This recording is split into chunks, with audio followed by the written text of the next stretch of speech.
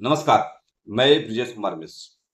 आज का मेरा ये प्रश्न देश के प्रधानमंत्री से है, देश के राष्ट्रपति से है, सुप्रीम कोर्ट के जज से हैं और जितने भी जिम्मेदार अधिकारी हैं उन सब से है। और प्रश्न ये है कि हमारे देश का जो सामान्य वर्ग है वो इस देश के स्वतंत्रता दिवस को, इस देश के लोकतंत्र को क्यों मनाए और कैसे मनाए, उसका बच्चा कैसे मनाए, जिसके साथ इस देश के लोकतंत्र में इतना अधिक भेदभाव हो रहा हो। आज से 2 दिन पहले हम 79th स्वतंत्रता दिवस मना रहे थे। बड़ी बड़ी बातें होती हैं कि इस देश में सबके लिए समान अधिकार है।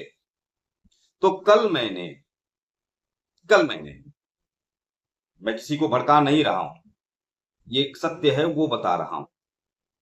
कल मेरी नजर में उड़ीसा के शिक्षा विभाग का, हायर एजुकेशन का एक परिणाम आया, दिखाई पड़ा, जो था क्लासिकल टीचर संस्कृत। उसमें कई ग्रुप के हैं, मतलब स्टेट एजुकेशन बोर्ड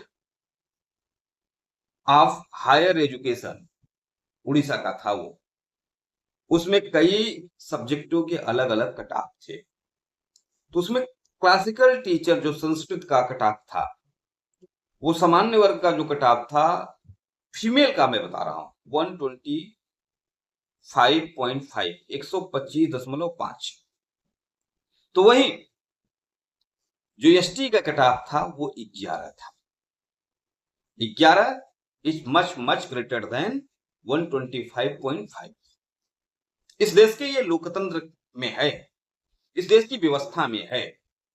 अब मेरा सवाल यही है कि इस देश में जो 125 नंबर पाती है महिला सामान्य वर्ग की, वो अयोग्य होती है, और एसटी की जो 11 नंबर महिला पाती है वो योग्य हो जाती है।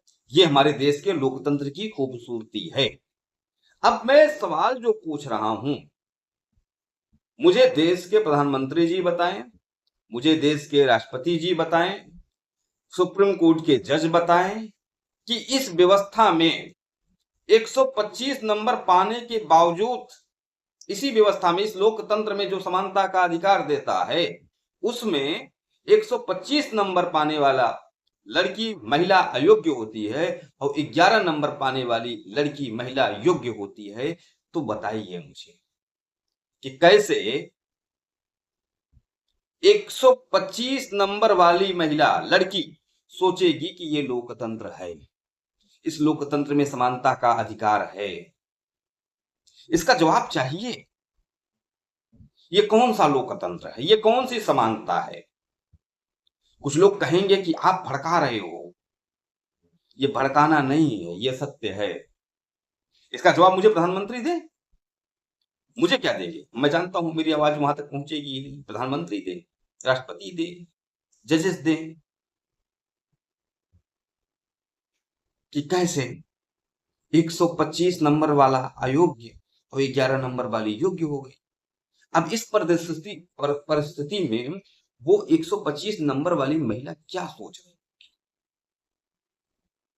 कि ये कौन सा लोकतंत्र है? उसके दिमाग में आप कैसे लोकतंत्र की परिभाषा को दिखाएंगे? कैसे वो स्वीकार कर ले कि समानता का अधिकार है सब इस देश में? वो कभी नहीं स्वीकार करेगी। इसलिए ये झूठ पढ़ाना बंद कर दीजिए कि इस देश के लोकतंत्र में समानता का अधिकार है। इस देश की स्वतंत्रता को कैसे सेलिब्रेट करे सामान्य वर्ग, उसके मन की ये पीड़ा है, जिसका जवाब इस देश के जिम्मेदार पदों पर बैठे लोगों को देना ही होगा।